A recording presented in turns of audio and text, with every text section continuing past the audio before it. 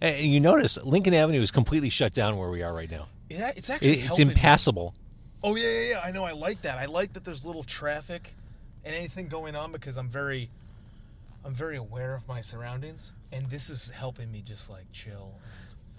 I'm glad you're at ease. This is Matt Carr. He's putrid. Hey. I mean, he really is. He's putrid. And we are in front of Taco in a Bag on Lincoln Avenue, just north of Wilson.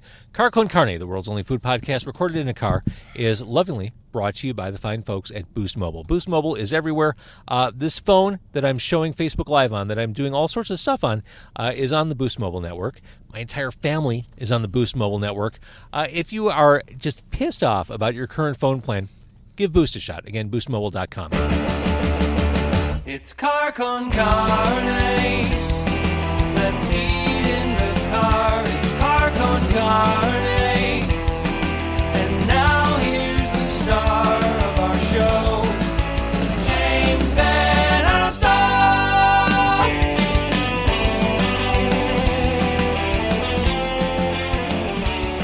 So this is Matt Carr. He is an artist without peer.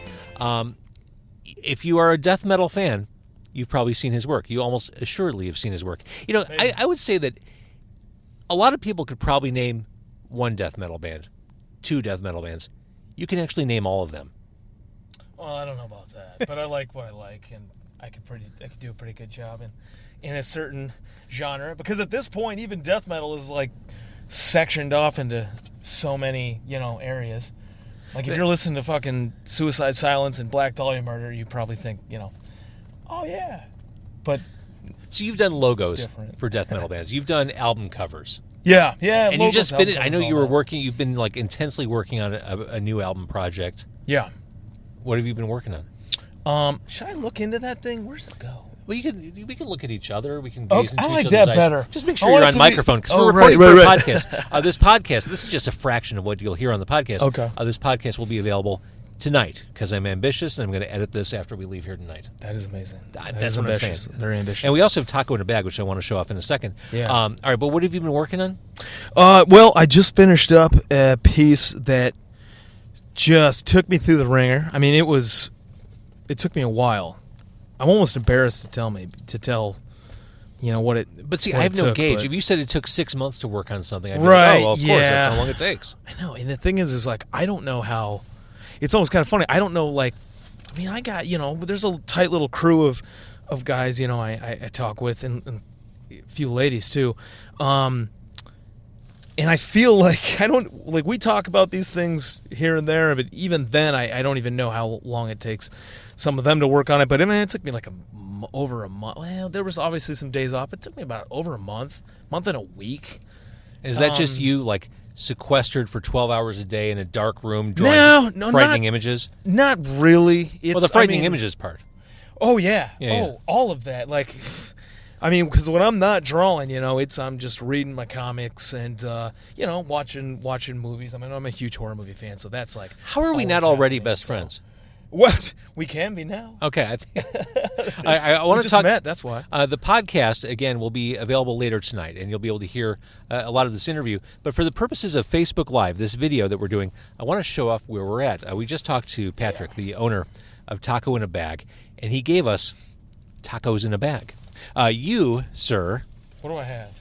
I've got the. Oh, my. This is heavy. I know. Dude, this is like a pound. I want to roll this down a lane and knock pins over with this. That's how heavy this is. That is the Mike Rib. Oh, is it called the Mike Rib? Uh-huh. He kept saying that. I was like, I don't know if you could call it the Mike Rib. So there. Can you hold it up to the? Oh yeah. So there are like shoestring potatoes on top, and we did an interview with Pat, the co-owner of Taco in a Bag, and he'll explain exactly what Matt's eating here. But this is there's a barbecue sauce, like a burnt end barbecue sauce in there. It looks magnificent. Now, I got the grease soaking through the bag. The grease soaking, as it should be.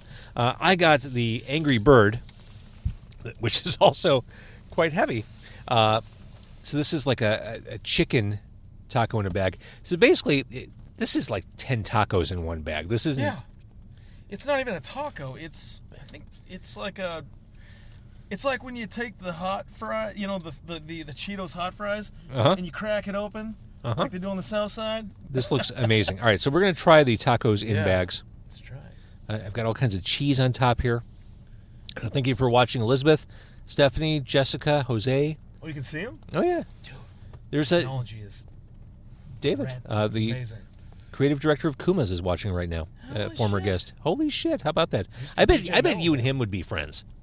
I bet he listens to all the albums that you do the artwork for. I used to DJ metal at Kuma's before it got all huge in like 07, 08. Mm-hmm.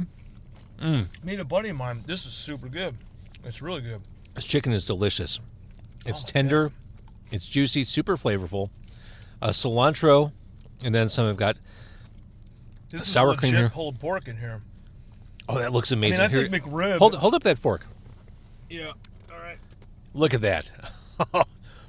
Oh, and I see a pretty pickle. good. I see a pickle on the end of your fork. Oh yeah, there's pickles in here. Oh, that looks I like the fantastic. Andy Cap, fucking cheese or the the little French fry Yeah. shreds there. The handicap Are fucking good. cheddar fries. Andy Cap That's what- fucking cheddar. That's what we got fries. going on there. Amazing. All right, hang on a sec. Oh, Oh dude. yeah, it's awesome. It's great. This is I like... mean, my bar for like good food is really low, so anything is my bar for good food is, delicious. does it come in a bag? no. Yeah, that's it. We can check that one off the list. It's food in a bag. It is food in the bag. And we talked to Pat, again, the co-owner, and one of the questions I had, a place like this has to be open late, because this is drunk food. This is drunk food. This isn't something you order at 6 Yeah. o'clock at night. This is something you order at 1 o'clock in the morning. Mm-hmm. This is, I've run out of bad decisions for the night. How should I put a cap around the evening? Yeah. Taco Well, in I a mean, bag. This will soak up any booze Mm-hmm. before or after that you need, or during. Speaking of, yeah, your Diet Coke doesn't smell like Diet Coke, I got to be honest. Yeah, it's a diet old style. So to be clear, he's drinking soda in the car, That's right. and we're we're not law-abiding citizens. we're not driving. He's drinking We're not driving. The keys soda, are not in the car. which he amusingly calls old style, which it's not. It wouldn't possibly be old style. It's just, yeah, that's no. Of course not. Soda's not metal. I get it. I mean, I understand. There's nothing metal about soda. It's pretty metal because it is poison. I mean, that shit will kill you. So, I mean, I'm from Boulder, Colorado originally. Like, no matter how far I try to stray away from the, like, hippie roots, in my 30s, I'm 35 now,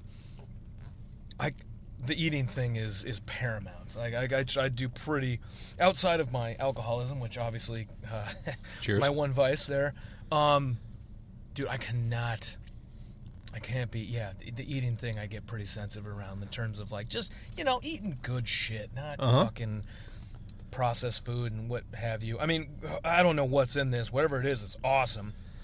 And Pat does a great job. Pat, competitive eater. yeah, Patrick. competitive eating. I wanted to ask him more about that. I was hoping he was going to. He's slammed in there. He was going to join us. He is slammed inside the restaurant. And Yeah, it's just he not got crushed. lots of delivery orders, lots of walk-ins, and that's saying something because again, Lincoln Avenue is completely closed down Right. from almost like Western Avenue to Wilson over here. Yeah. I turned on the street. It said local traffic only. I'm glad it's not busy right now because I'm going to have to like U-turn my way out of here. Right. Yeah. I'm surprised you actually got to. Yeah, it's. I know, like I got a block- space right in it's front. like a block party, but with no party happening. Well, It is Monday, The party's though. right here, Matt. So the party is right here. Oh, look, Natalie Slater is watching. Hi, Natalie. She made that love connection she between the is. two of us. Natalie Slater, former guest on Carr got me Carney. on here. Natalie, I'm sorry. I'm eating just a bag of meat, as is Matt. I am not sorry. She's our vegan friend. I would shoot this thing in the face, and then do the same thing all over again. So in front of its dead child too. Wait, I didn't kill the child yet. In front of its live child. So I was. I'm taking my son. My son is 16 years old now. I'm taking him on. 16? It's crazy. Oh my God. I know. I'm only 25. It's started weird. early. Yeah. I was gonna say you would. So I'm taking him on college tours now. We're visiting college campuses. Okay. And this Saturday we drove up to University of Wisconsin-Madison to look at that school. I like Madison. It's like Boulder. Yeah, very Just like Boulder. hip Whoop. town. But as we were driving there, about 20 miles outside of Madison, there was a billboard that said "Beef Jerky Outlet," and I'm looking at it. I'm like, that's so out of the way. I can't. I'm so tempted, but no. We finished up the tour. It was like a 90-minute walking tour of the campus. Cold as shit outside. And then I said to my son before we made the 3.5-hour trip back, I'm like, do you want to maybe visit the beef jerky outlet store? He said, absolutely. So, sure enough, did the diversion, and it was wall-to-wall jerky. Whoa! I know. I'm thinking they got like a bunch of good hunters up there too. So I bet I bet that's all like locally produced. I'm thinking like an artisanal jerky place. Yeah, that would play well in Logan Square, right? Get some, of course. Get some artisanal jerky, some venison, get some gator jerky in there. Artisanal, like But it would need a name like Jerky and Fork, or you have to be something cute. But it's like something and something.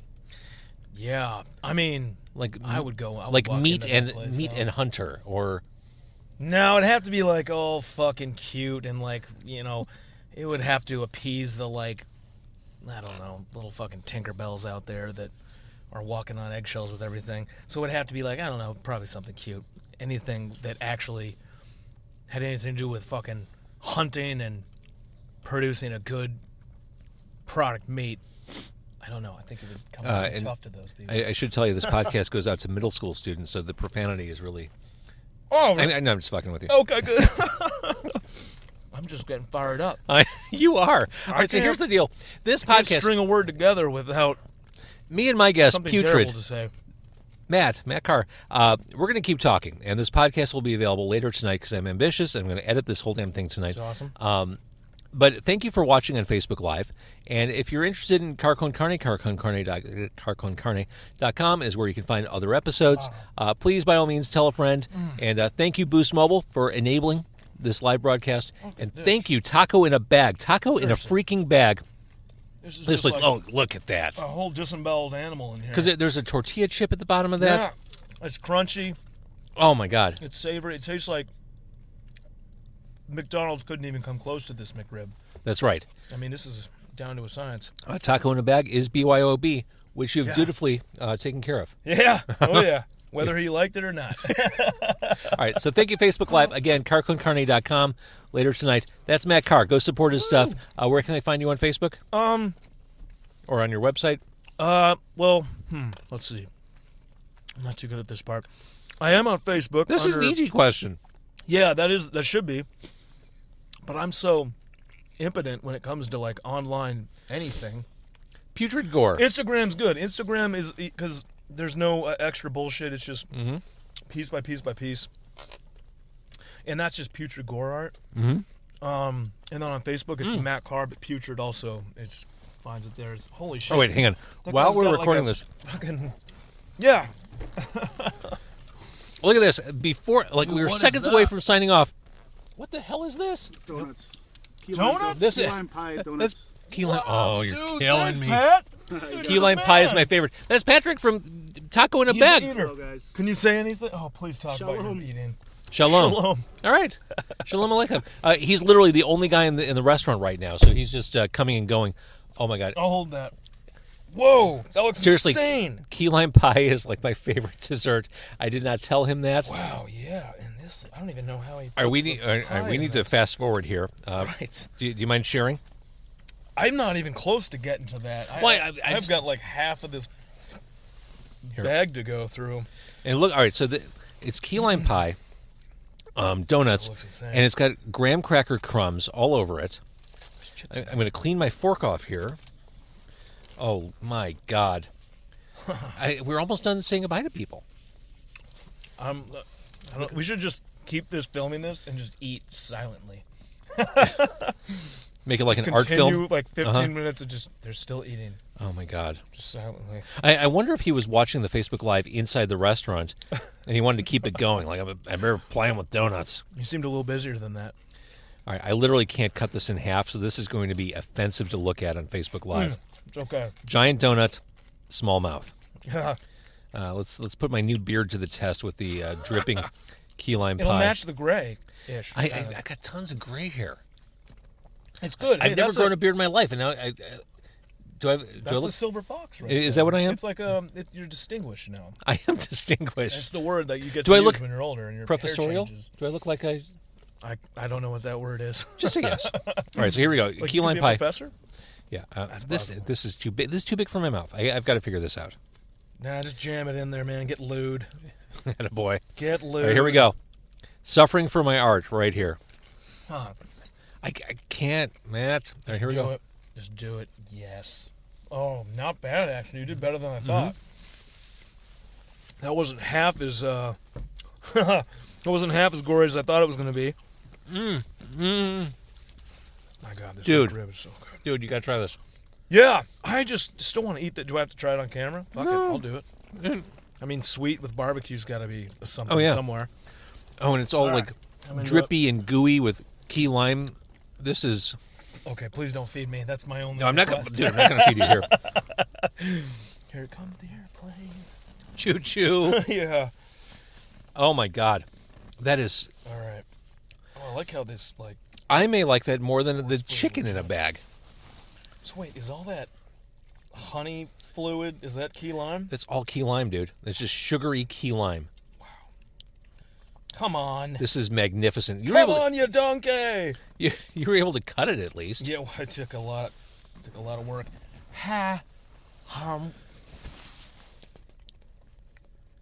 Right? Wow, that is delicious. Right? It's like a corn dog, but it's not a It's hot like dog it's like in a there. key lime pie corn dog. Yeah. Sweet baby Exactly what it Jesus. is. That's all I ever wanted out You of life. replace the dog with corn. Mm-hmm. Cake. Oh, that's fantastic. Yeah, it's damn good. Damn good. We'll, Thanks tear also into to this. Bobby who just joined us, and I don't know if I said hi to Ben Randall, Benjamin Randall, a talented chef in his own right. All right, now we're going to say goodbye. Should I peek out my rear window? Yep, all right, he's not coming back with more. Now I'm going to say goodbye. This interview with the very talented album cover artist, logo creator, heavy metal enthusiast, Matt Carr, will be on Dumbass. Will be on carconcarne.com My dad keeps later tonight. reminding me. No, you're. all the time. Oh, that makes me sad to hear that. No, it's good. You're a He's success. good I man. believe in you. He's a good man. He's what gets me out of bed every morning there. All right. Thank you for watching. Thank you for listening. Here we go. I'm saying goodbye. Bye. See ya. All right. Now, I want to keep talking to you, Matt, but before we do, before we got everything set up in the car, I talked to Pat, the owner of Taco in a Bag, in the restaurant. You were hanging out as we did it. The restaurant's so busy, he couldn't come out for an interview, so I pre-recorded something. Let's hear it. This is Pat behind the counter of Taco in a Bag. All right, so we are inside Taco in a Bag with Patrick. How did this restaurant start? It started as a fever drunk dream by my business partner, Gravy Brown. He was on a cross-country flight. He was very drunk. I think he had taken some NyQuil or cough syrup. He called me in a layover, he said, we need to do a food truck. This is about 10 years ago. I said yes. I had money, and we did it. It went nowhere. It was when Daly was in office. Then we got contacted by some Food Network show. We won the show. We got a spot in a mall rent-free for a year, and then after that year, we came here, and we just never looked back. It's been about 3 years, and then another year with the mall. You know, I think a lot of people get caught up in names and concepts. Sometimes I think the most successful places just put it all out there. Just Exactly. what is this concept? Well, it's Taco in a Bag. Yeah, so our food truck was called Glutton Force 5, and our most popular item was called the Big Jim Reeves, which was a gourmet version of a walking taco or a taco in a bag. And through the show, we realized our concept was not going to work because I had sandwiches, shepherd's pie. We had to whittle it all down. I said, hey, let's just put everything on chips, call it taco in a bag. And it was in the same vein of pizza in a cup, or if you go to California, hot dog in a stick, corn dog place. So just so simple and so good. All right, so let's get back into it. We had to hit pause because you got a call. While we hit pause, I was talking with Matt, and we both confirmed you've got a really cool bathroom here. Yeah, so as you know, or you'll find out, I used to be a competitive eater, and all the glamour's off of that. So through the years, I've collected all my trophies, obnoxiously large trophies with like a hot dog or a hamburger on top. And when I was moving, I just decided I didn't really want them anymore, and I didn't want to throw them out, so I just put them all in there. So the obvious question, and I know you've been asked this before, what led you to competitive eating? Just not knowing myself, but knowing I could eat a lot, not having skills in other aspects of my life, and then when I was 19, I entered my first event, did well, and then that was about 13 years ago. So What was the first competition you entered?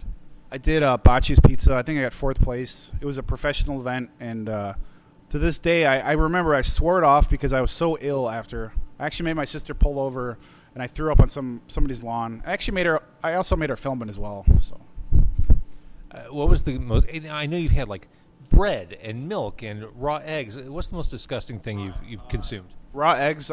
Nobody does this because it's so dumb, but I went on America's Got Talent. I did 120 raw eggs in like 40 seconds or something. That was the blender?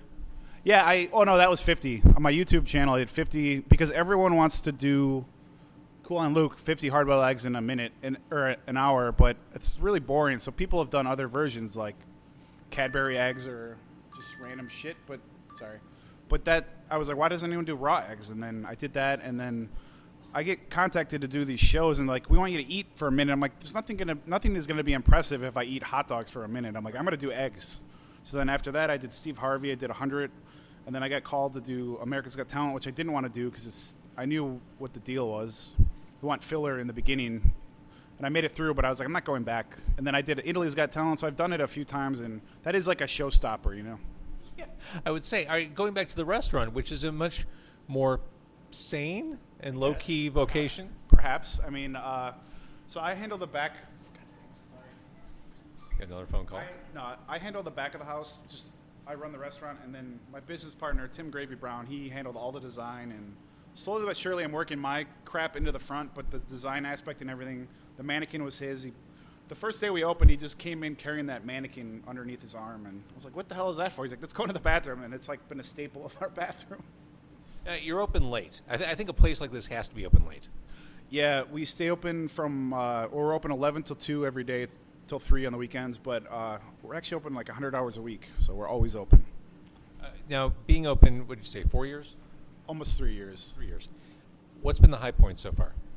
I guess in the beginning, just the buzz about it, and now I just find little victories because it's like the public and then my employees are just grinding me down to a nub, where I'm becoming a very cynical, like, old man. Welcome to Chicago. Yeah, just all this bureaucratic bullshit. But I appreciate when I see regulars and I have good rapport with them. I know what they order. I don't remember half my siblings' birthdays, but I know these people by their face what they order and how they like it. It's kind of weird. So someone comes in to Taco in a Bag, which is on Lincoln Avenue, just north of Wilson. Someone comes in for the first time. They want to just try something simple, easy. What do they get? The one that always pleases everyone is a cheeseburger nacho. So it comes on homemade chips, as everything does, and tastes kind of like a crunchy Big Mac. It has all the elements there, and it tastes really, really good. All right, so Matt and I ordered tacos in a bag. Matt ordered, what did he order? The Mike Rib, which is rip off of, I don't need to say what it is. I'm sure you can figure it out. So what is in the Mike Rib? So it's smoked pork, and then I smoke the pork, then I braise it overnight, and I take all the fat and the burnt ends, and I make a barbecue sauce out of it with bacon fat, onions, garlic, and just a bunch of stuff, and then it gets pickles, potato straws, and raw onion on it. My God, you're doing God's work here. And then I got the Angry Bird. Yeah, so that's salsa verde braised chicken thigh with queso fresco, roasted garlic, sour cream, and cilantro. Awesome. All right, so if people want to find Taco in a Bag, where do they go? We have a good internet presence, but just go to tacoinabag.com, and we're at 4603 Lincoln. We're always open, and BYOB. So come in and enjoy it. Check the bathroom out. The claw machine is the greatest claw machine that you'll never win anything out of, which I'm very proud of that. We have our own dumb branded water, Magical Unicorn Tears. So. When did you start becoming the kind of go-to guy for death metal artwork? Well, pretty easy, and it's what goes back to our first words we even shared. Really, was like when you were telling me about how you got this going. Mm-hmm. Was just sticking with it, you know. I think that's the secret to any success. I think it is. 100%. If you trust 100%. In what you're doing enough, just don't stop doing it. Yeah, and if you're, just don't stop doing it. And if you truly are into it, and you keep it up, I mean, you will find your market. And I'm not talking market of money, but you'll find the people that appreciate what you're doing, and, Right. and it usually at that point the door swings both ways. And that was the coolest thing for me is I would just, I started getting obsessed with Bernie Wrightson when I was 12. I was going to say, of all the stuff, influence-wise, and I hate talking to Yeah. people about their influences. Really? I- I like talking about my I look at your stuff and I think about like the Warren magazines, the creepies and Eries. Yeah. Bernie Wrightson for Dude, sure. You got it, man. You got it. It's all that. I mean, obviously stemming from EC, Gasly, Graham Ingalls, Jack Davis, Yep. Joe Orlando, fucking Jack Kamen. I mean, Kamen and like Craig and like Evans. I never like specifically. They were too clean for me. Mm-hmm. That's why I like Gasly so much, which is most of the reason I signed Putrid. That and like Pusshead, like later in my skater years, like, as a kid, I was like, thought that was cool. Is that he called himself Pusshead and he was like successful illustrator and he was doing stuff for boards. And when I was young too, like that was it right there. I was like, oh, that's making it. There's nothing, there's no other tier above that is, doing skateboard graphics. Yep. The way he was doing them, all that Zorlak stuff was fucking great. And I was like, well, I don't know, but, and not to sound like, egotistical at all, but like I looked at what Vince Locke was doing with Cannibal Corpse and Pusshead and not Wrightson, even though for some reason with Locke and Pusshead, I was like, I could do something a lot close to that. Like I just knew, I was like, I could do something close to that. Like I knew I had that in me. I mean, Did you have a formal art background? No, no, just, I mean, Were you just one of those kids who was scribbling on his notebook from an early age? Constantly. To the point where, I mean, I could barely get through high school. I ended up just squeaking by, just C-averaged it there. But at that point, it was like, there was only one direction I was going to go. I either wanted to be a professional skateboarder, which, it was like in high school, I didn't have any idea really what it took at that point. But, I was fucking throwing myself down rails and stairs. I mean, pretty regularly. But it was always drawing was my first love. I just, I had all this shit rattling around in my brain, and I just wanted to get it out, and that just always came pretty easy to me. It was drawing. I mean, your stuff is dark. I mean, very dark. You're the right guy that. for these bands. Where does that come from? I find a lot of people will look at someone who is in the arts and creates dark content, whether it's written or artistic, and they'll think they're naturally dark people. I've also found, on the other hand, those same people really use that as a catharsis. They're pretty normal, well-grounded. Yeah. Are you that way, or are you somewhere in between?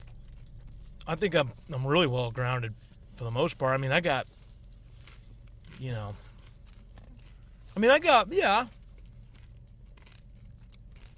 this thing where I'll just, this darkness that, and not to sound like, oh, fucking art faggy, like, this darkness in me.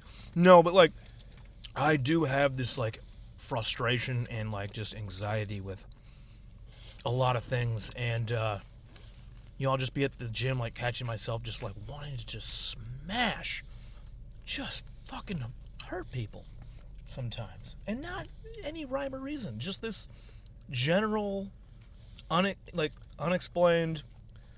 Like a rage, or not a rage, just like, I don't know, just wasting time on just negative bullshit that I honestly don't even know where it comes from. I'm sure it's a ton of different sources.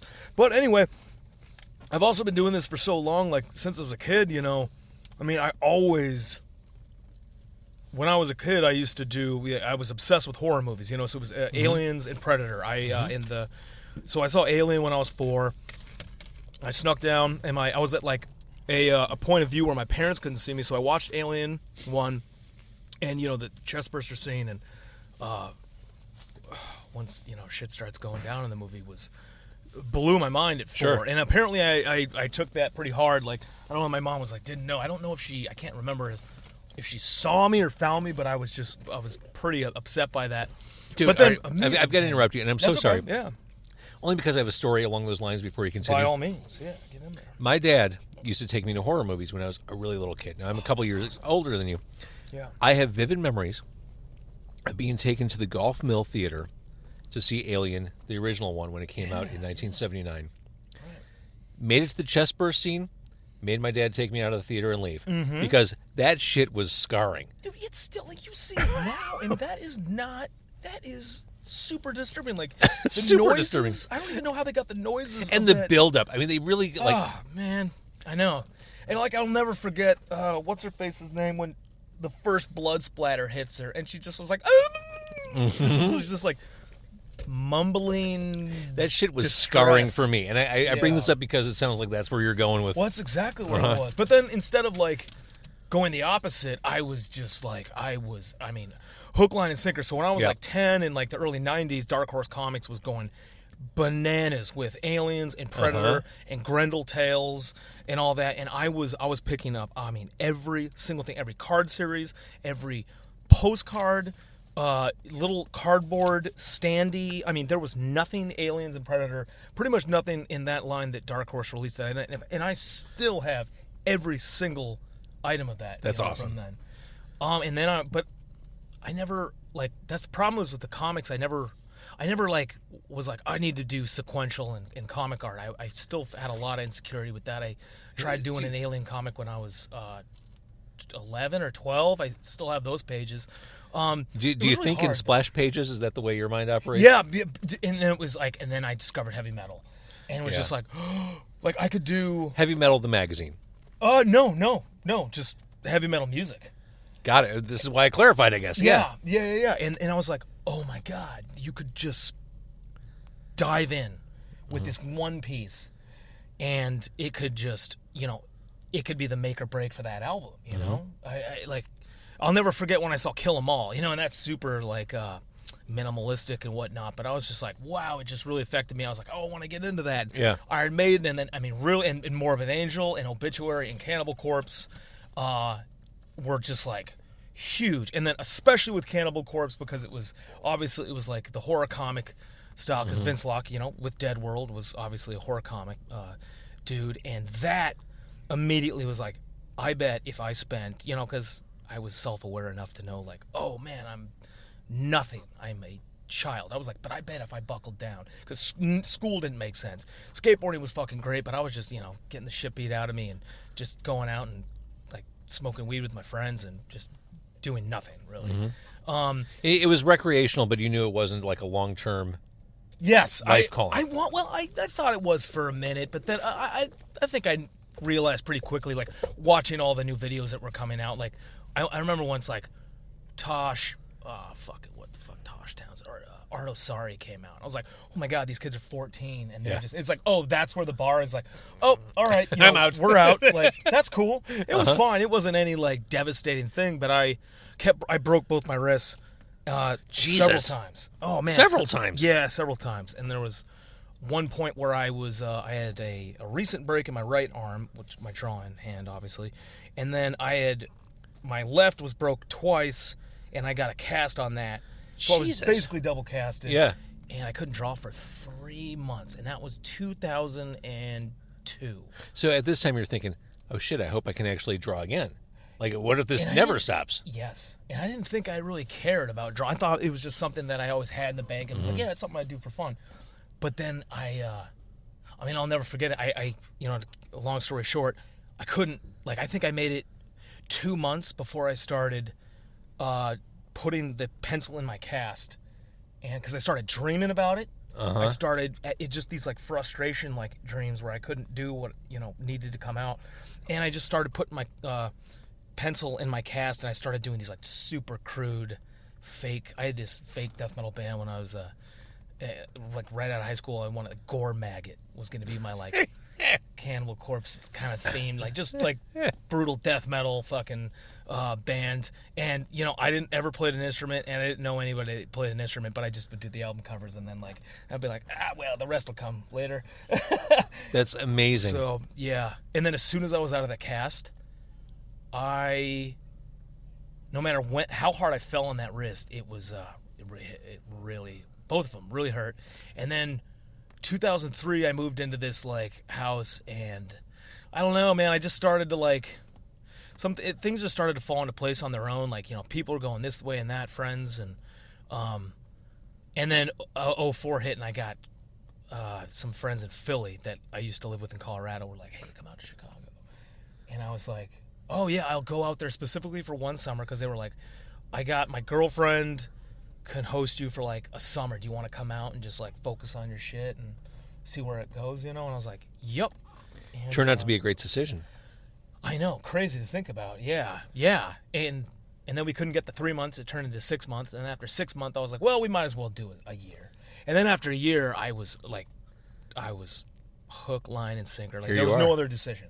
I was like, yeah, I'm just going to stay here until it wears its welcome out. And we were kind of talking about this before we started recording, but 13 years later, this city seems to kind of inform your lifestyle, and kind of it's conducive to the kind of art you create.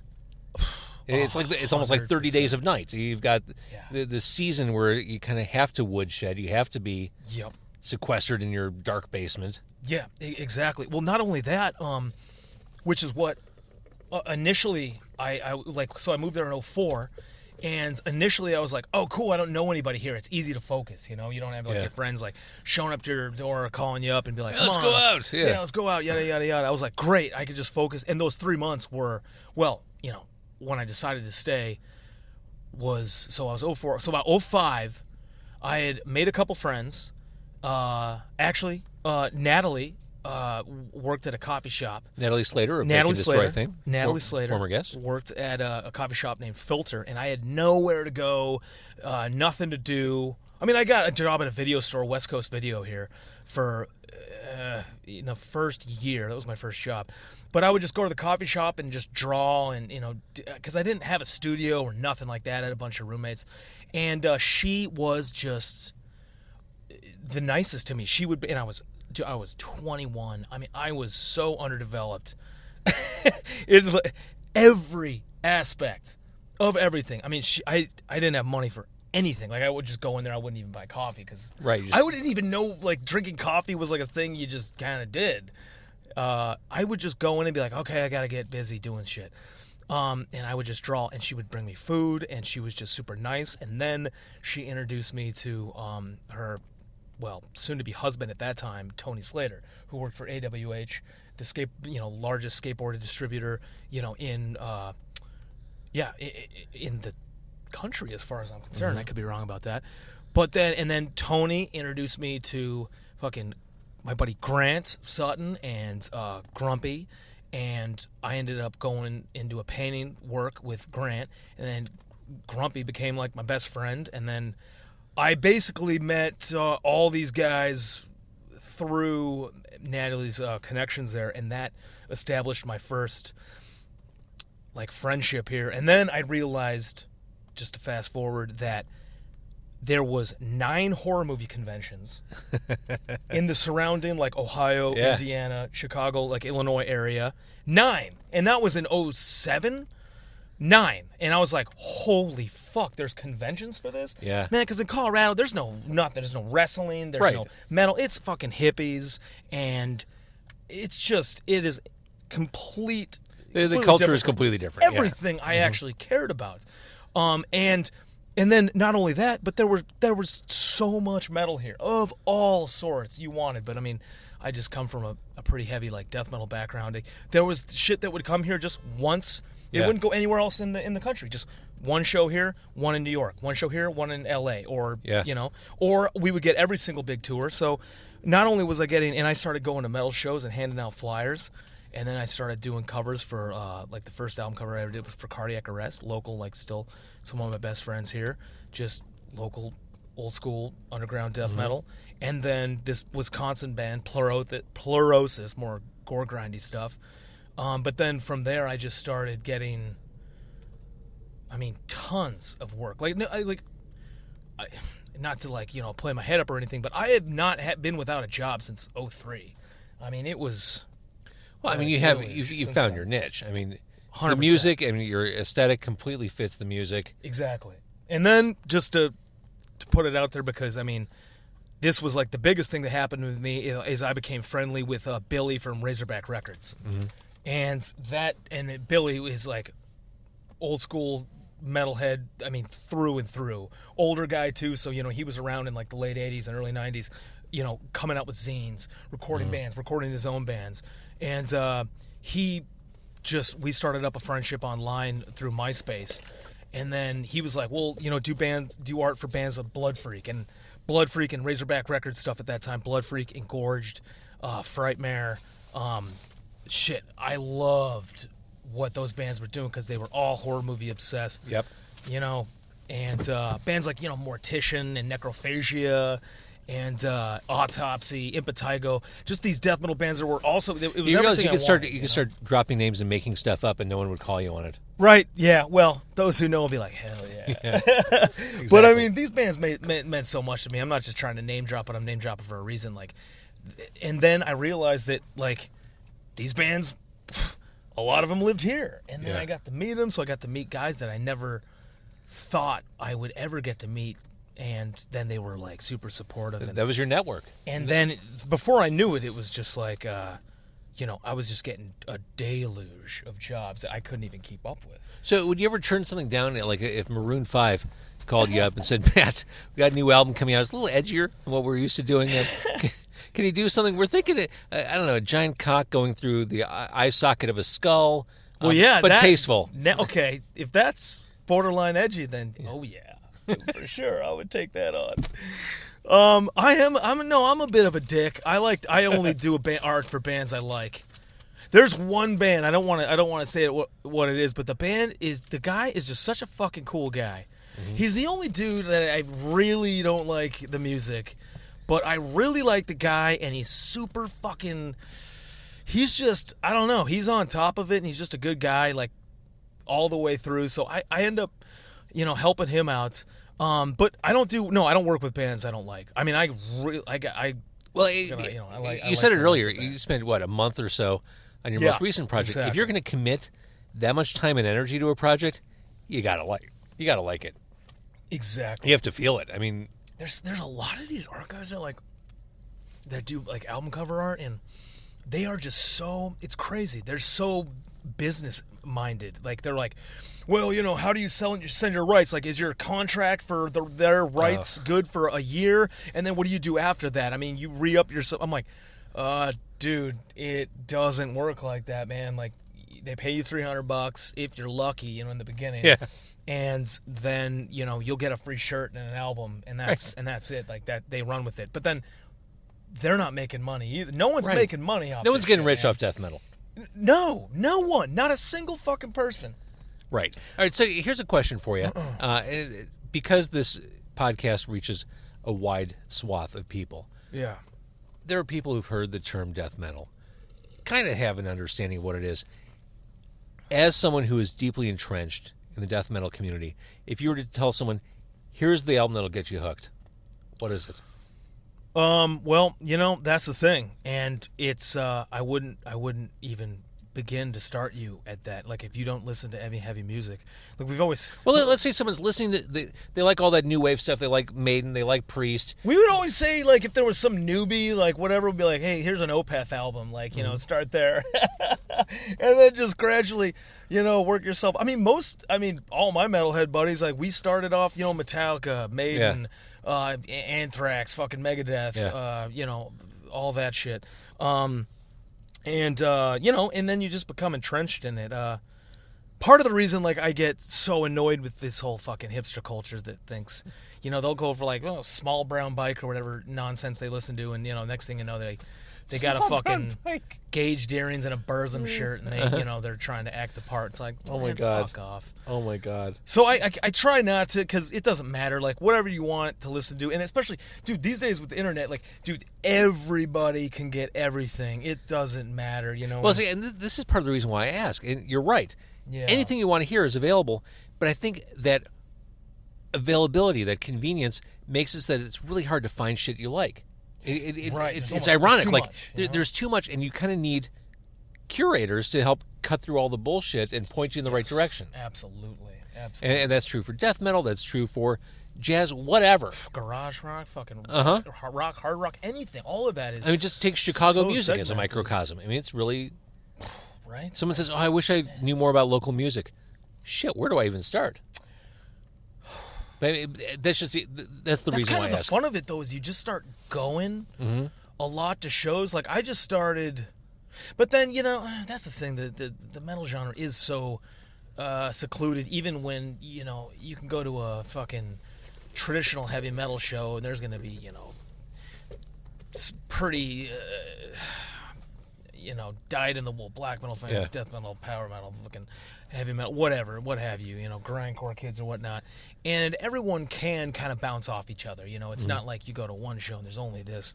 But that's kind of the fun. You just go to whatever music you're into. You kind of just, and it's Chicago, right? You can just start going to things and finding your niche. Well, I mean, plus, I'm assuming we're talking about younger kids because, I mean, people our age are more like, we know what we like. Well, we do, but I mean, I find some of the streaming services. I will look at. I was listening to new releases this morning on Google Play Music, and there was a new one from Therion, which I believe is how you pronounce it. Therion? Yeah. Oh wow. They're like symphonic. I kind of like that. And they stuff. started. If we're talking about the same Therion from Sweden. Yeah. Oh my God. Dude, Gothic Kabbalah.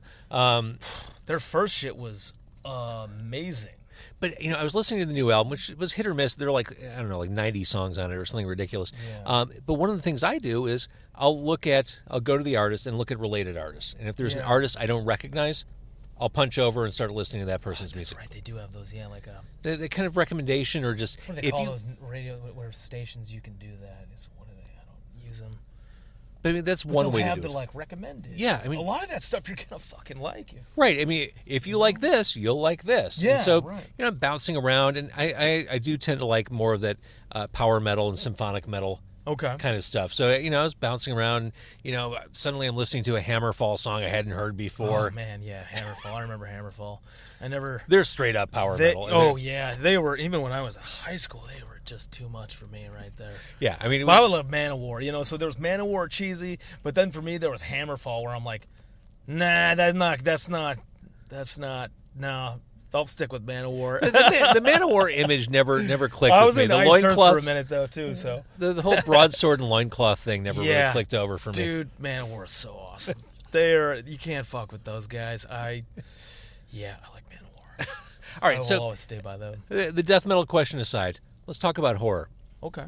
One of the things, I'm a parent. I have kids. So for the longest time, several years, I never really had free time to watch horror movies. Yeah. So I spent all of last year catching up on every fucking horror movie I missed. And it was the greatest thing. I probably watched 80 horror movies in 2017. Oh, you should bring out some of your favorites. Well, but I found, I feel really caught up and really fluent in horror now that I'm caught up.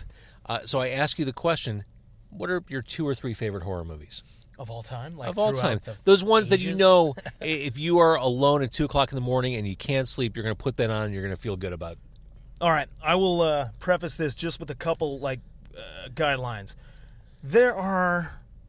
I used to get asked this question a lot, and I was like, I refuse to fucking answer that. I've only got, I've got 20, and, take it or leave it. Otherwise, I won't answer the question because it is impossible. Yeah. But then, as I got older, and I was like, what?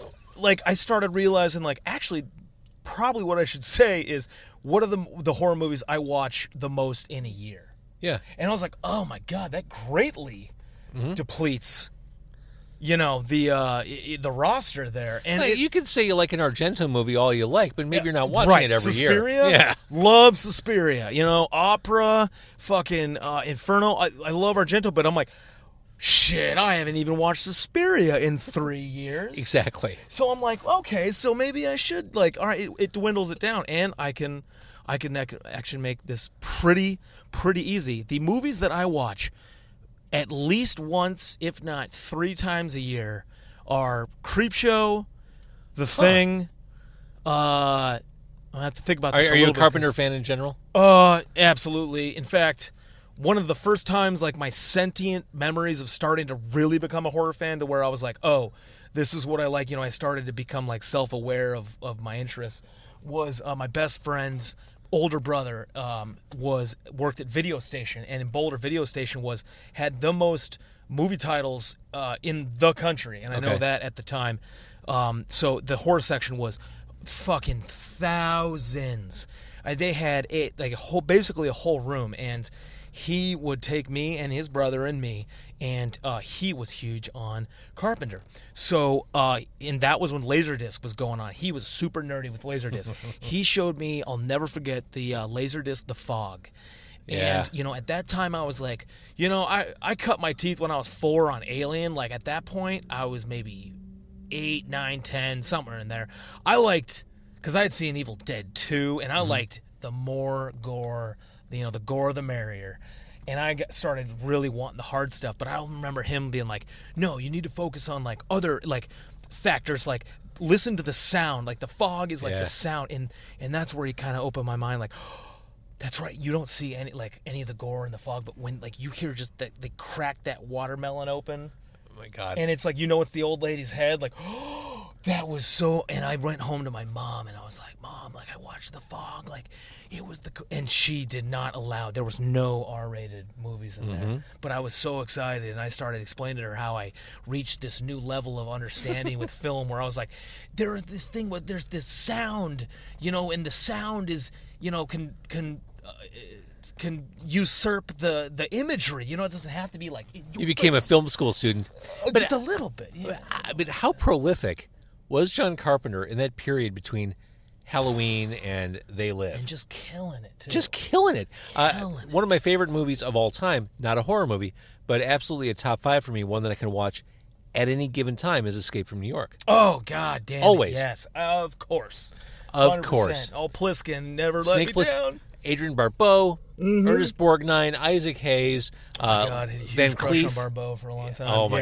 Yeah, Dude, I was think obsessed with I think I was Barbeau. aware of sexuality watching Adrian Barbeau in that movie. Yeah. No, that was absolutely. it. All And right, then so, Creepshow and then the Swamp Thing, you're like, what? all right. So Creepshow, The Fog. Oh yeah, okay, right, yeah. Let's keep on track here. So yeah, Creepshow for sure. I mean, I'm obsessed with anthologies. We can get into that later, but so Creepshow, huge. The Fog. Oh wait, no, I said The Thing, but yeah, Fog mine as well. But I'm trying to keep this, the first Balanced? couple. Yeah. My God, it's so funny because I'm so burned out on the zombie films. I used to be obsessed with zombie films. Like, I mean, that was Train to when I first Busan was started. good. Oh, yeah, I don't really like the There were some fucking cool- Asian stuff that There much. were some cool visuals There in that was one. cool visuals. But I was just kind of like, meh. I know I'm still burnt out on the zombie thing anyway. But, I mean, Dawn of the Dead, I was obsessed with. Dead and Buried. I absolutely love Gary Sherman, with fucking Vice Squad and Raw Meat and Dead and Buried. Evil Speak, man. Evil Speak is one of my favorites with fucking Clint Howard. I'm a big Clint Howard yes. fan. Yeah, that movie. I mean, God, I'm still trying to stick to the movies that That's always right. Well, put on. let's talk a little bit about anthologies, because I there are love so many talking that are about hit or miss. I would say the majority of them are hit or I'm miss. super biased. I actually like even the terrible ones. I liked Southbound a lot. The VHS series usually had one really good segment per movie. They were that was it though. They would not have that much. But the good segments I thought were really good. There were some awesome ones for sure. But yeah, they could take all 3 of those movies and trim them down to one really decent movie. I agree. I 100% agree with that. So what anthologies am I missing? Huge ones in the in like the 60s and 70s. Amicus, the British company that was Amicus Films, which did Tales from the Crypt, Asylum, Okay. the Vault of Horror. I mean, they basically took the EC line and made anthologies off of them. The House That Dripped... Wait, was the House That Dripped Blood? Oh, shit. Then Vincent Price, did a bunch of those. There's Tales of Terror. Okay. And I really like those. I really like the 70s ones. I mean, that are... I remember Even seeing... when some of the stories are lackluster, I just love that it's like each segment is like 20, 25 minutes. Right. You can have a vampire one, you can have a fucking werewolf one, you'll have a zombie one, you'll have a madman one. I love Vincent Price. Oh, God. I remember, again, as a kid, seeing those Dr. Phibes movies. Oh, I love the Fives. Oh, my God. Those are incredible. I thought they were terrifying as a kid. Now I realize they're pretty campy, but Oh, they're totally campy, but they're still like intense. Unsettling, yeah. Yeah. I mean, Price in that is just, he looks dead, you know, and he's scary as hell. And I still like, I mean, I like the OGs. I like the original Universal movies. Oh, yeah? I actually go to those the least. I don't watch them all Maybe that my often, age show in there. but they're so spare and so, Yeah. I mean, they're definitely slower building. Right. Than what we're used to in the modern day. Yeah. But God, Dracula is so fucking good, and Bride of Frankenstein is kind of awesome and amazing and weird. Yes. Creature from the Black Lagoon was always my favorite, and I like the Wolfman, man. The Wolfman's great. Wolfman. Todd Browning's Freaks is Oh, something. yeah, that's a good one. I had never seen that until about a year ago, Oh, wow. Okay. and that's Awesome. That dinner party scene is one of the greatest scenes. The we accept you, one of us. Oh my God, that's really And that was the 30s. right. Like, what the And those were fuck, real dude? carnival And they were real carnival. carnival freaks, too. Uh-huh. Yeah. And you could think whether they were probably happy with being involved with that or not. That's probably just how they made a living. You know? It's They were just mind like, blowing. yeah, I know. It'd be incredible if you were able to like talk to them and be like, I mean, So Yeah. I know you lean more towards gore. There's a no, movie- I watch honestly everything. Like when I was throughout my 20s, I was a specific like just splatter maniac. I mean, I was getting the goriest stuff from like Olaf Ittenbach's like the German shot on video stuff to like a lot of that German with like Andreas Schnoz with the Violent Shit series, all of Ittenbach's fucking Jackson's Bad Taste and Brain Dead and Street Trash, all that there lie within between. But dude, but the older I got, I mean, I love like Hammer horror, Gothic. I love the Gothic I stuff, do too. man. Like love the Gothic. Christopher Lee is amazing. Christopher Lee, Peter Cushing's one Yes. of my favorite actors of all time. Uh-huh. I got Peter Cushing's name tattooed into the first zombie That's amazing. on my arm here. I love the atmospheric stuff, but it took me. I did a little bit of growing up and learning to draw that stuff more. Once I realized that drawing a fucking severed head on the end of some dude's dick and blowing a wad out through the back of his head was. I'm like, yeah, all right, that was fun, but I was like, I'd rather do.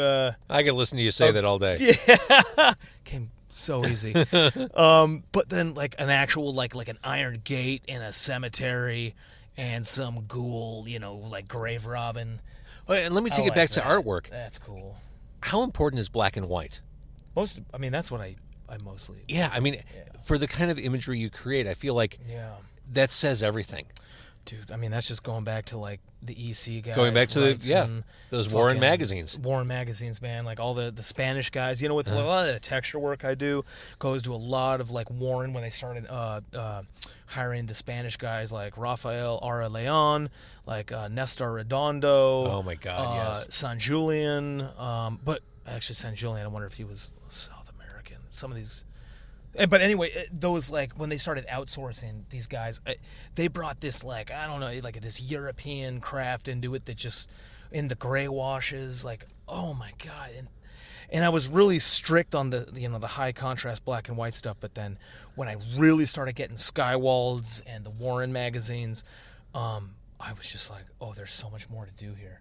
And the value and the depth you can create Yes. with like gray washes and razor blades and inking with sponges and cloths and different size brushes of all sorts.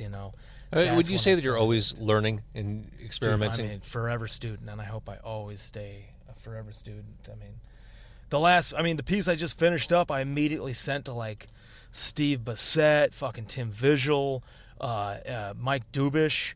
I mean, these are guys like Vigil did the Faust in the early 90s. Mm-hmm. He, created Faust, and then Mike Dubish was doing stuff for Gore Shriek in the 80s, and Steve Bissett did Taboo and Gore Shriek and what was his like Tyrannosaurus Rex comic series? I mean, but Bissett is also a writer too. I mean, Bissett's huge inspiration. I always just send shit to those guys and just be like, I just kind of want a pat on the back. It's sad to say, but No, I ask get my it. lady. I need constant vindication. Like I want to be able to be like, is it like up to snuff? Like, what do you guys think? And Absolutely. Vigil's pretty tough, but in a good way. I've learned a lot from Vigil because he also goes to a lot of the comic conventions. So I can always show up like once a year, and he'll be there, and I'll plop down a bunch, and he'll be like, you know. And I've learned stuff. I remember, man, this was huge for me. He goes, I sent him a piece years ago, and he's like, that lacks weight. End. Like, end of email. And he's like that. He'll just say that and end. And I'm like, and I'll be like, what does that mean? Please help me. And he wouldn't respond. And I was like, man, fuck this guy.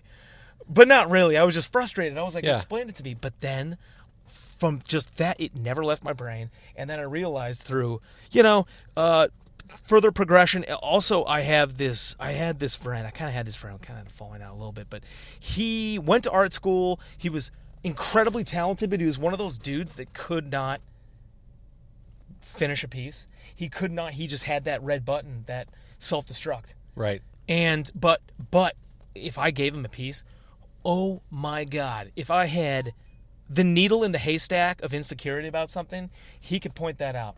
And that guy helped me so many different ways.